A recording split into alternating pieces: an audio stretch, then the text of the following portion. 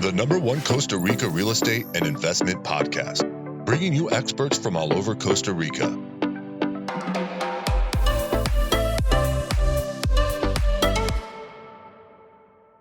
Good afternoon, guys, and welcome to episode 182 of Costa Rica Real Estate and Investments with me, your host, Richard Beckson. Today, we're going to be talking with Jelena Radic from K-Lab Digital. Jelena and I have known and worked together for over 12 years. And I don't know anyone that knows more about web advertising like she does, and especially in the space of hospitality and Costa Rica. So today, we're going to be talking to her about advertising in Costa Rica with a focus on specifically hospitality and tourism advertising here. I know quite a few of you out there are thinking about doing things within hospitality and tourism here in Costa Rica, or you already have those products or investments here. So this is going to be great to chat with her and kind of get her input on advertising here. I think she's probably managed close to maybe $100 million in advertising in Costa Rica. So, her insight is going to be very, very useful. And so is her perspective. But, well, guys, anyone that wants to reach out to us that's looking to invest in Costa Rica, we have quite a few investment vehicles here and a variety of different stuff. You can, if you'd like to know more, you can email us info@investingcostarrica.com. That's info@investingcostarrica.com. We have stuff all over the country. So we just kind of build investment vehicles here and help people invest here in Costa Rica or purchase property. So if you think about doing anything in Costa Rica and just want to chat, again, we're not going to sell you anything. You can email us info@investingcostarrica.com. But let's get straight into the podcast. Good afternoon, Jelena. How are you doing? I'm doing great. Thank you. Fantastic. Well, it's a pleasure to have you on the podcast. I always say it's kind of weird when I've known people so long getting on the podcast, but I think what you do is very unique, and your insights need to be shared, and also the services that you offer, because I think it's very useful for a lot of people out there. Yeah, thank you so much for having me. From my perspective, like marketing, everyone is into it right now, so I don't feel like it is that unique, but I do have a lot of experience. So thanks for having me. Well, I think there's a lot of people doing it. I don't think there are that many people doing it successfully, Jelena. And I know with the marketing budget that you've managed over the years and your knowledge, as I said, I think you can be a great help to everyone. But the question I like to ask always to get a kind of where we start is to get an idea of kind of what's happening in the market. I mean, it had a kind of good comeback in 2023. Real estate in North America and Europe seems to have kind of flatlined or declined in most areas. But I mean, how is online demand looking at this year compared to last? So I was mostly working with travel industry, so I can give you an idea there. It is really you're trending a higher, like a 15 to 25% rate. So that is really, that market is also behaving slightly different from real estate, right? So in that sense, and it's specifically for the market that is like U.S. market coming to Costa Rica, I'm talking mostly about that when I'm talking numbers. That's been on a steady increase year after year after year, like 3 years in a row. So things are really looking great in the travel industry right now. Awesome. Well, and I always say to people look, you have to understand if coastal real estate is driven by tourism, meaning that when a lot of people are coming to tourism areas, it drives real estate. I think what we're seeing is, and I mentioned it, in key areas, real estate is still strong, if not increasing. What's happening is those areas where it started to spread out 5, 10, kilometers outside, that's started to reduce, meaning that like the demand for that stuff is not as much because the hysteria or the free cash that's available out there is not as crazy. So it's just kind of contracting a little bit around those areas. But I mean, are there any particular areas, when you look at online search demand in Costa Rica that just have great strength, that the demand by, the city is just incredible? I think that's happening a lot for north coast of Guanacaste, like areas like Tamarindo. Yep. Probably I've seen on the trends for travel, like Arnal, or areas like Manuel Antonio and Quepos and south of Pacific as well, like Uvira showing up. Like this destination was 5 years ago, nobody knew about it, and now it's really showing up on the tools that I'm using that are related to like Google searches. All of them, Playa Herradura as well, Jaco, super busy, I would say, with development too.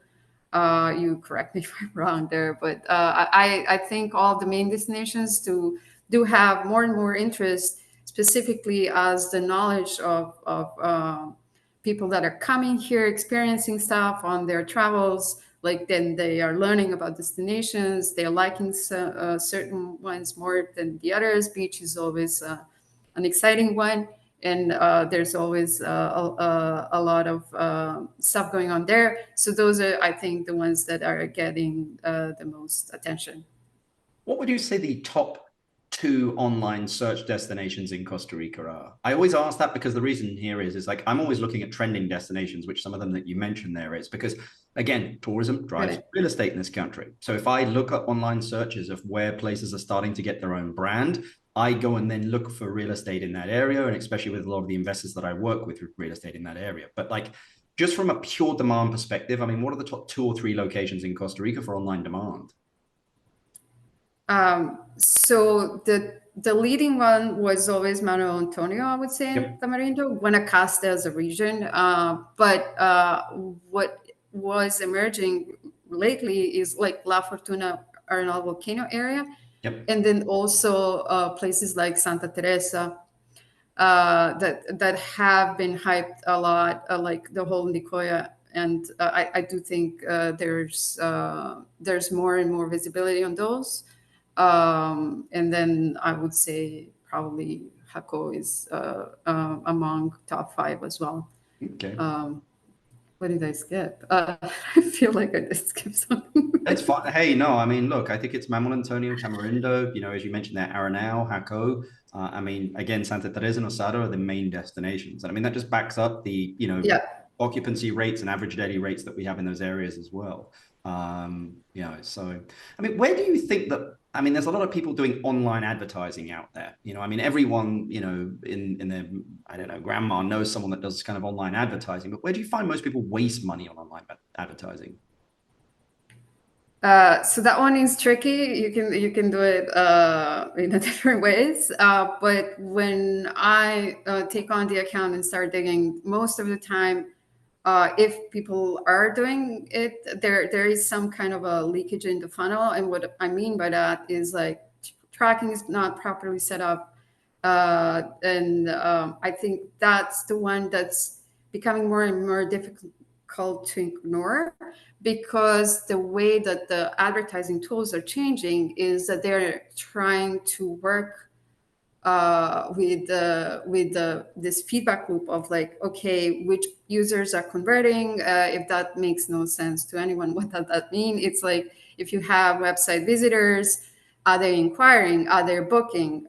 If you are not sending that information in an automated way to the tool in question, whether it's Google Ads or Facebook or whatever platform you are using, then that platform it struggles to learn and understand which visitors are more valuable to you, and then it actually spends your money, but without that learning moment, it doesn't really deliver you the quality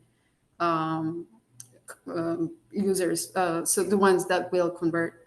And this was not the case like 5 years ago. You could even run campaigns successfully, I would say under quote marks, but it would still function. Nowadays, that doesn't really make much sense. Then the other one is not knowing your audience, not knowing how to set your audience. Tools are getting better at educating their people that use them in this sense, and but you can still turn on a campaign and just have completely wrong audience there, and then there people are not, buying your product or booking. So yeah, I mean, those are the 2 big ones. I looked at a campaign the other day for a client where another company was running it, and it was for a luxury property management company, and they had it turned on to Costa Rica. And I was like, what do you, like, your clients in North America, like, why are you spending money in Costa Rica? Like, they're like, well, because, you know, Costa Ricans have money as well. And I'm like, I get that. But like, what percentage of your clients are from North America? They're like, well, probably about 90%. And I'm like, but 90% of your budget is focused on Costa Rica. Like, it doesn't make sense. But I mean, it's just, But again, when you have people doing stuff that they like and don't really understand the audience and the client that you're going after, Yeah. it can be difficult. Yeah, that's one of the main things in marketing is to like you have to know your audience, and that's an ever like learning like loop, because they change habits over time. You have to keep up with that. And I would also say the one thing in marketing that you want to really do well if you have a good brand is to like be the first brand that somebody remembers once they're ready to buy. But 95% of people are not ready to buy today. So you do have to market to people that are not ready, because what you want to achieve with that is actually to, once they are ready to buy, that decision has already been made or almost there, just need to confirm it. But so how big is retargeting then, Jelena? Like how big part of that of your campaign should retargeting be? Well, it depends on the business, depends on how mature your setup is. Like there are some limitations with the business that are just starting. Obviously, then you need to focus more on building brand awareness and doing stuff like that.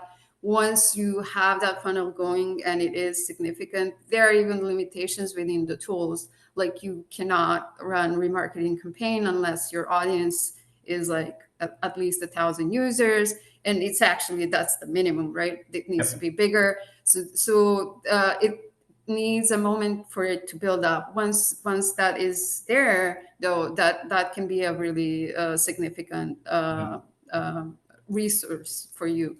And I would say, well, it really depends on the business, but I think probably not less than 20-30% should be allocated to remarketing efforts, and even higher if you were seeing good results. Well, but just because you'd mentioned there, I mean, sometimes people come to a website, and they're not ready to buy there and then. They're looking, they're at kind of top of the funnel, but retargeting kind of just keeps targeting them, I suppose. I mean, there are many people who are just like, the only reason I inquired with you is because I saw you everywhere. Everywhere I went, you guys followed me.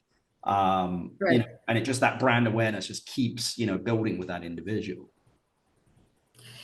So there are layers to it. Retargeting is one strategy you can deploy. Another one is also building that trust over like email campaigns. Like if they are inquiring and then they stop, then you try to educate them on what you're doing, what is your whatever your business is. Like you just keep not just trying to be too salesy and push your product, but also help them understand the intricacies of your business and of the whole, like whatever they're looking for, and then why your business is built in a way that it is, so it helps them. So you kind of target your we're maybe getting way too abstract in this sense, but like for travelers, that is really like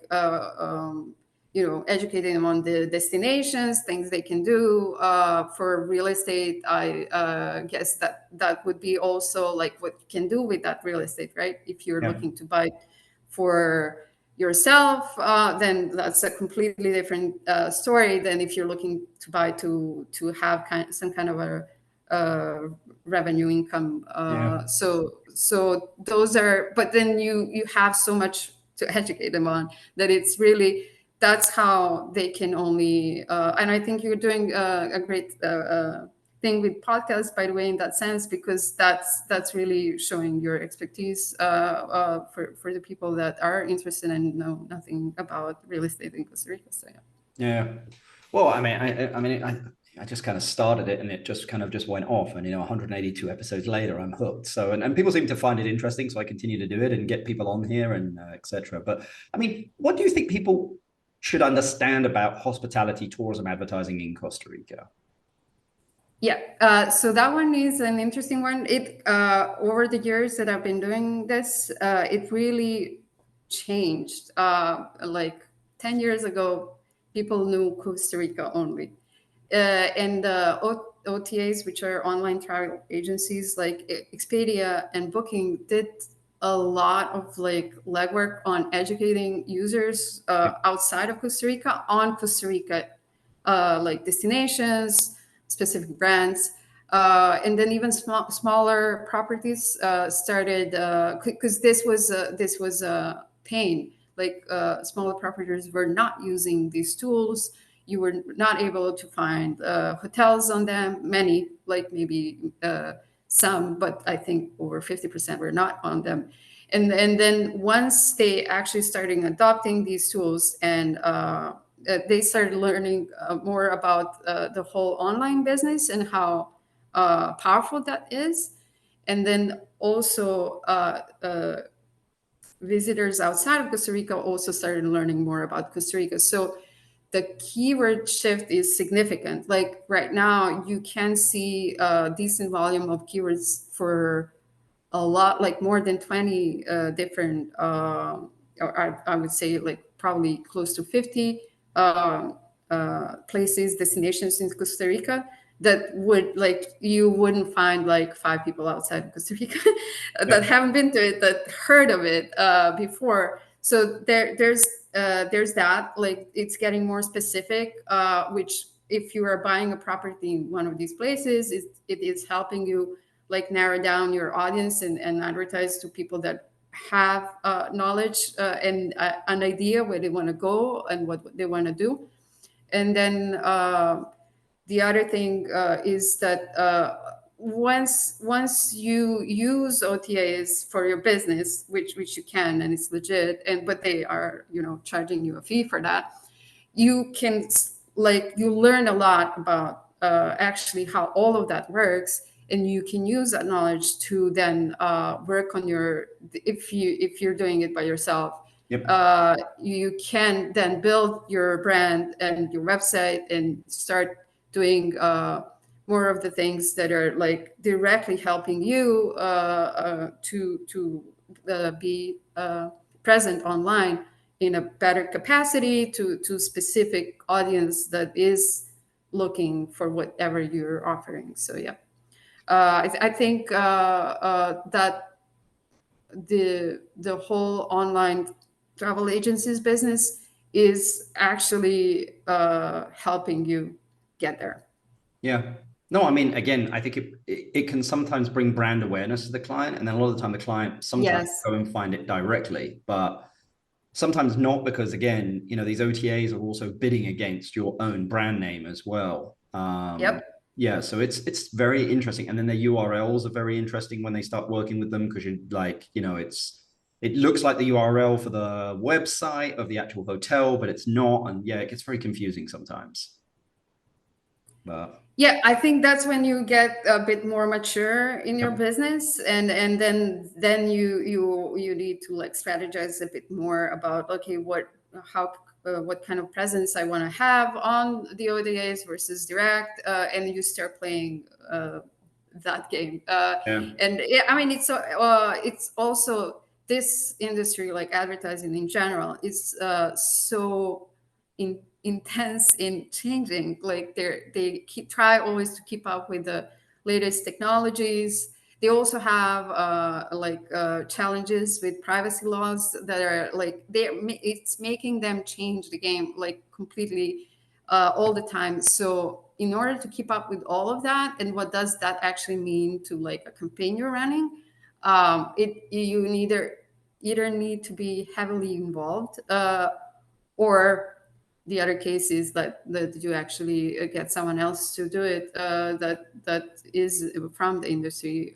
So yeah, that's a thing with marketing, online marketing. Well, I mean, look, I mean, I think when a company's large, they can have their own in-house kind of advertising marketing team. When you're small, you have to outsource it. Well, you could do it yourself, but I mean, sometimes outsourcing it to someone that's working on 10 or 15 other campaigns can be helpful as well, because they can use like the lessons learned from that, etc. It's that balance between lessons learned, between do they have too many clients and I'm not going to be that important. But that's where I believe in just weekly meetings on stuff with whoever you're working with to make sure that it is important to them. Like, it's your job as well to, it's not a one-way street. You have to kind of make it important for them as well, and also for yourself. So true. Yeah, I mean, what is a decent budget to have or to have any impact on AdWords and Facebook? I know that that's a very weird kind of, and it depends on the business, but I mean, if you were to give us a number towards the end of, what you're about to tell us here, are we talking 100, 1,000, 2,000? I mean, yeah, I mean, give us an idea. So yeah, you can even start with like 200 probably a month, but that really limits you on what you can do with that. In these cases, like Google, specifically the search part, because Google also has like the display and remarketing, so it has a very developed range of tools that you can use. With search, if your industry is competitive and like tourism industry or real estate kind of is, you have to be very knowledgeable on like how to set it up and just not completely waste it.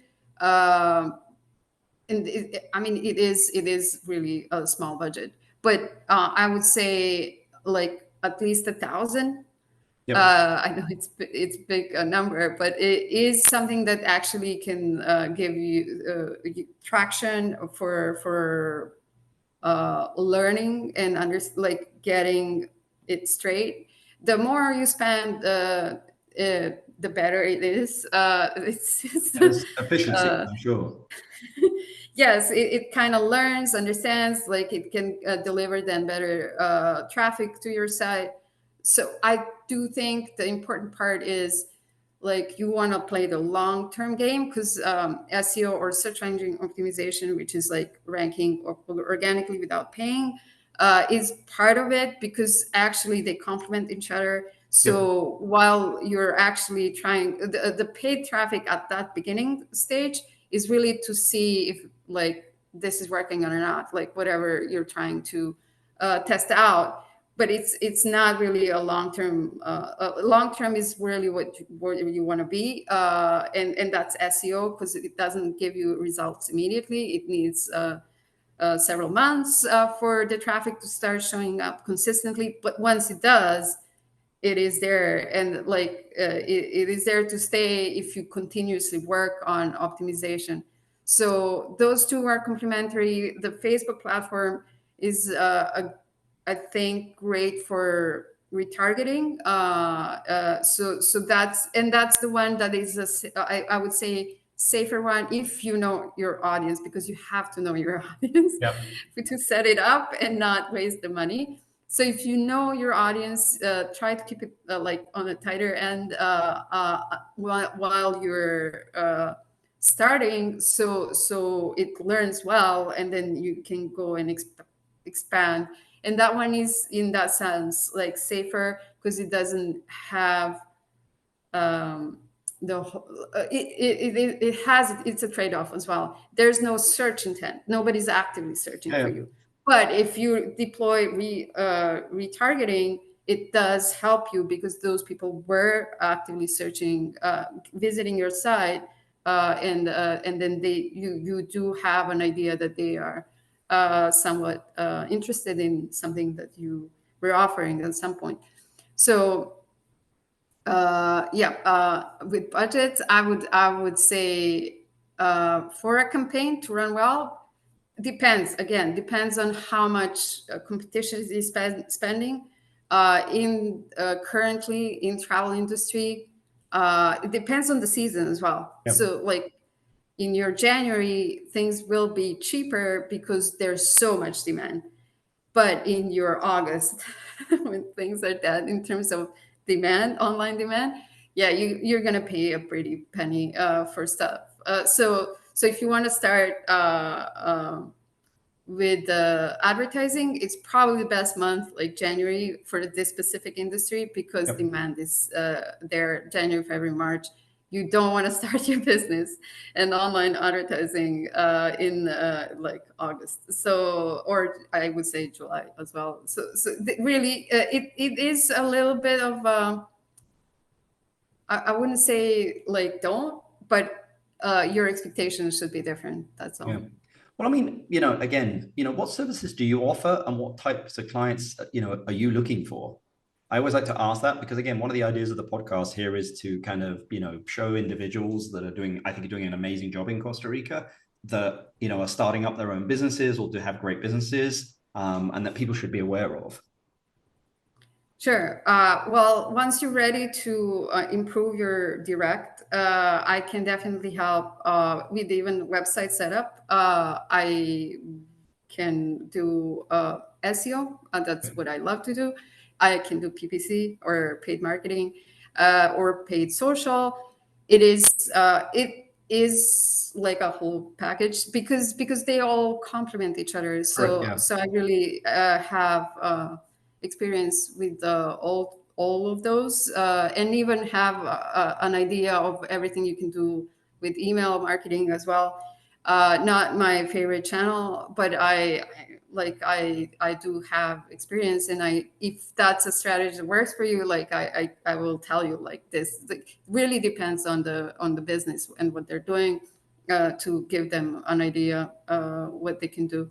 With the OTAs, I think that's where people start nowadays. Like they are either on Airbnb, if they're it's way they just that interface. But once you do that, and then you're ready to take on some direct, that's where you want to start then investing. Great. So I always think people should have direct business as well as the OTAs for anything in hospitality, just because, again, like a stool with multiple legs. Otherwise, you'll be adherent to Expedia or Booking, who constantly basically are changing their terms and the way that they pay, etc. So you kind of want to be in a little bit control of your own destiny. True, and like even if like you have like a random dispute one time thing or something like they shut you down in some capacity, what like your like whole business then halts. You don't want to do that. I remember when we like had the Facebook had this feature, some kind of reviews or something, and we like built this thing for like more than 1,000 whatever, and then like Facebook just decided to discontinue that tab, and you're like so all your trust is like gone with one. So you really always want to diversify and have as many as you can handle, obviously, channels open to draw your business.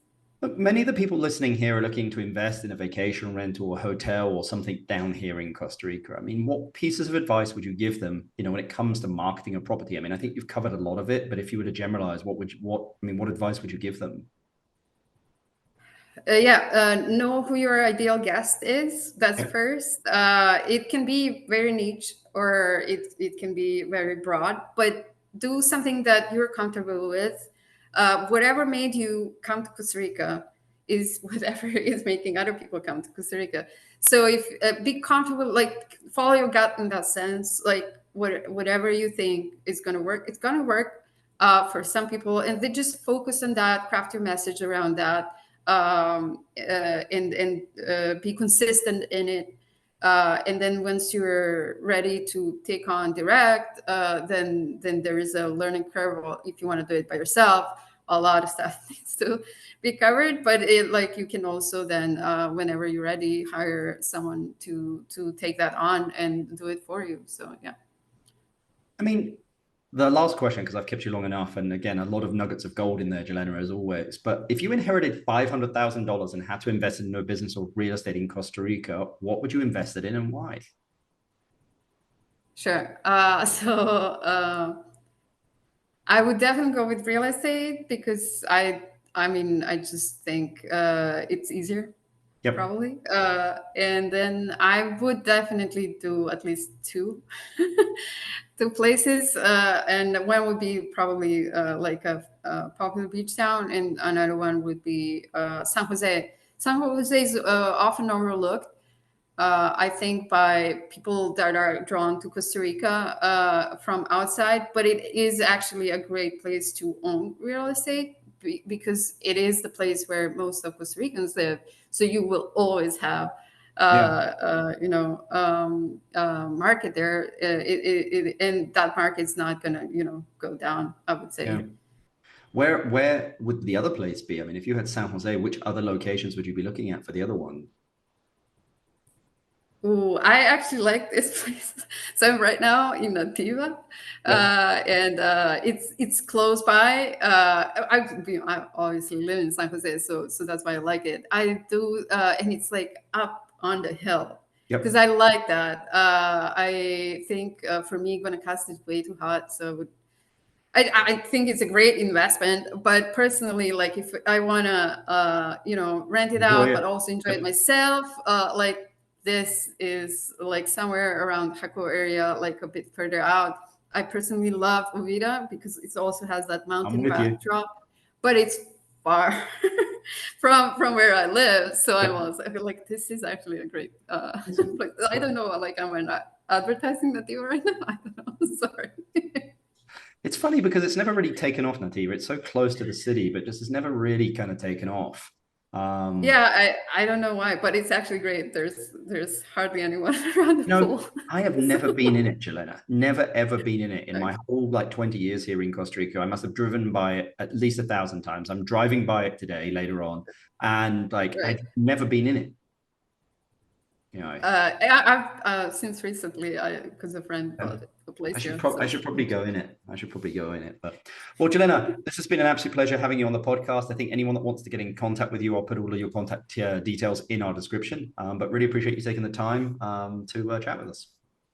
Sure, it was an absolute pleasure. Thank you for having me. Hey guys, hope you enjoyed that podcast there with Jelena. As you can see, she's a wealth of knowledge, knows search engine optimization, online advertising better than anyone that I know in the tourism hospitality world. So if you're in that world looking to get more direct traffic or just optimize what you currently have, or just have someone to take an audit and take a look at things and see how can it be improved, reach out to Jelena at KLab. All of her details are in the description down below. But hope you enjoyed that podcast, guys. As I said, I'll continue to do them. I think that was number 182. We're getting close to 200 here. I think I already have the 200 guest in the bag on that one. So it'll be interesting once we get that out in a couple of weeks, and I think it'll give you a big perspective on kind of what's happening here in Costa Rica. At 100, I believe that we had Pedro Beiruti there, who was kind of the brand manager for Costa Rica, and we're going to get someone kind of very similar in that political world that's also in kind of tourism, hospitality, vacation rental world. So just to give us an idea of kind of their viewpoint of what's happened and kind of what's going to go on in this country. So anyone looking to do anything here in Costa Rica, you can reach out to us, info@investingcostarica.com, info@investingcostarica.com. We have quite a few investment opportunities as well, so you can reach out to us. I'm more than happy to discuss something and kind of guide you in making the right decision here in Costa Rica. So again, info@investingcostarica.com. If you've enjoyed the podcast, guys, please give us a thumbs up, 5 stars, write a review. I love to read them. I love to see the as they say in Spanish, clasificaciones, like the ratings there. So I really appreciate it, guys. All the support, everyone passing the pod here. So we'll continue to do them, get the information out there, and keep it as impartial as it can possibly be. But until the next podcast, thanks very much, guys. Bye. The #1 Costa Rica real estate and investment podcast, bringing you experts from all over Costa Rica.